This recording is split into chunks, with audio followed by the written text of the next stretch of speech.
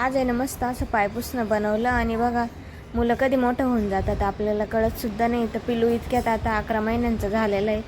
तर इतकं छान वाटतं ना त्याच्या अशा ॲक्टिव्हिटीज बघून.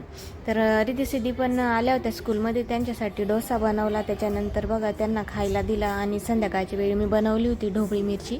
तर कवळ्या कवळ्या ढोबळ्या मिरच्या घेतल्या, त्याच्यासाठी शेंगदाणे आणि लसणाचं कूट करून घेतला. थोडेसे मीठ टाकले, लाल तिखट, हळद आणि काळा मसाला टाकला 1 चमचा आणि थोडंसं तेल टाकलं, मिक्स करून घेतलेलं होतं.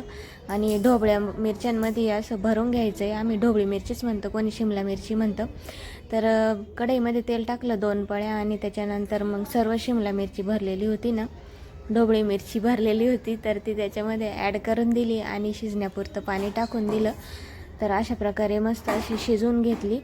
आणि त्याच्यानंतर बघा आज मस्त स्वयंपाकात ढोबळी मिरची आणि चपात्या होत्या आणि भात होता. Bye bye.